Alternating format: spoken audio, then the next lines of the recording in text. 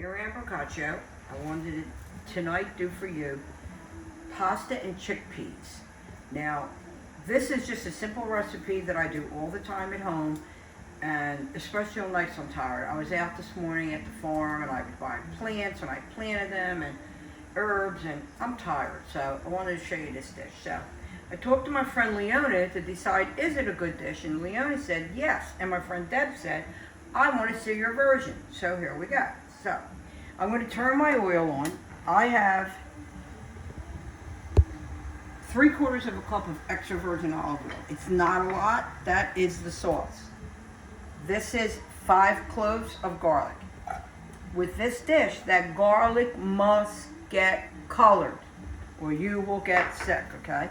So I wanted to show you, my mother made it with fettuccine. You can use shells, you can use ditalini, you can use this, the little, what do you call them? These little cartwheels. Any pasta that you like that's small. But this is how I grew up, and this is how I love this dish. So it's regular fettuccine, and my mother would break them up like this. I just wanted to show you a little bit. You could, actually she would keep them that big, but I'm making them a little smaller tonight. So I'm going to throw them in my water. And while that's in the water, the sauce will be getting made. So we're going to just stir them. And you never lower pasta. Leave it alone, you don't want to lower it. You can see how the garlic is starting to get a nice color. If you don't do that, you will get sick from garlic in a dish that's mainly just garlic and oil. Okay, so they look really nice now. I'm going to put a pinch of pepperoncini corns in flakes. I like that.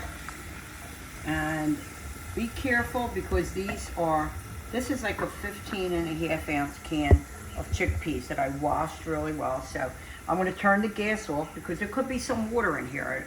I don't want it to spray up at me. So I'm going to put these in. You hear that? That means there's a liquid in those chickpeas.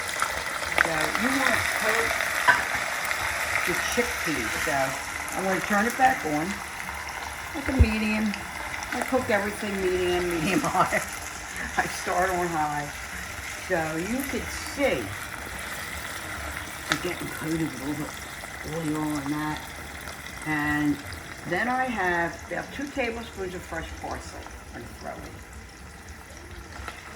I usually use dried because that's how I grew up, but we're going to use fresh because I have it. You can't believe how good this dish is. I'm sure most of the people out there have had this. If right now you wanted to do this in a red sauce, sometimes my mother did it in red. I don't like it in red.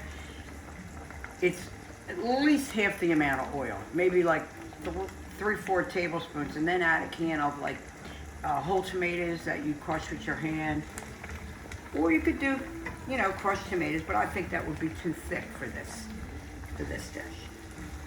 Now, part of this dish is also, you're going to get a cup of water,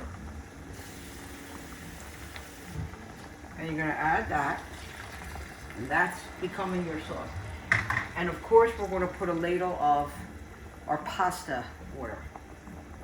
So we're going to let this cook, let it come to a boil, and it's not a real saucy dish either, okay? This is meant to coat the pasta. So my friend made a little video thing of me the other night, and it's saying to coat the pasta, to coat the pasta. It's pretty funny. It's just something I say all the time, because that's the way it should be, pasta. So we're going to let this finish. This is like literally, this is done. As soon as that garlic's done and you put those chickpeas in, this is done. How much faster can you get dinner on the table? You have that pasta ready, and the best thing, the next day, make another handful, because the next day when all the chi-chis start to break down, that's what we call them here. We don't call them chickpeas, they're chi-chis. They break down and they start to coat that pasta. Oh, it's so good. Dump my pasta water. Don't worry about getting all the pasta out, because we're actually going to pour it right back in there.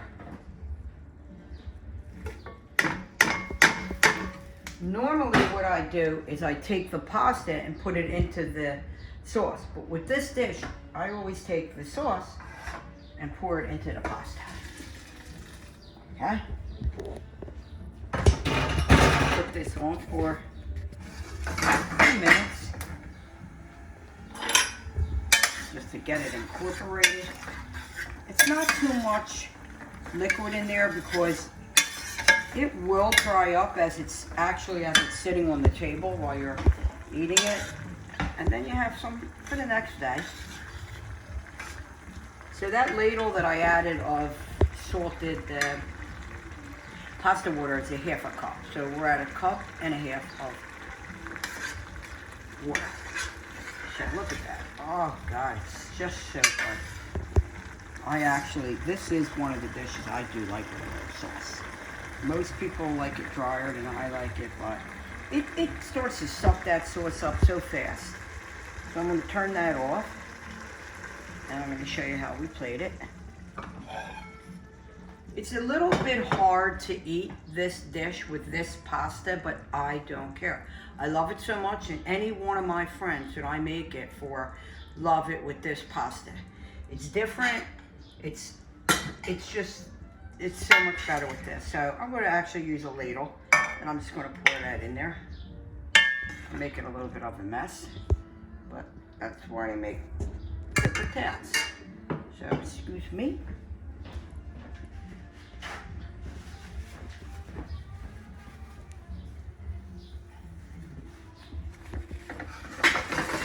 I will add to this more hot pepper. You can see it's not too juicy, but it's got enough that as you're spooning it, you'll get all that good olive oil and garlic. This is just every night meal. This is 5 minutes, 10 minutes. You saw pasta was done, this was done. So I wanted to mention two things. One, I salt and peppered that right before I emptied the pasta, and you need enough salt with this dish. It really, for some reason, needs a lot of salt, I guess because the only ingredient is garlic and oil.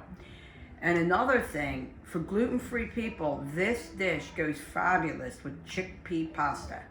That's how I make it for a lot of my friends. Try it with this first if you're not gluten-free, and then that. So I hope you like this video. If you do, please share it.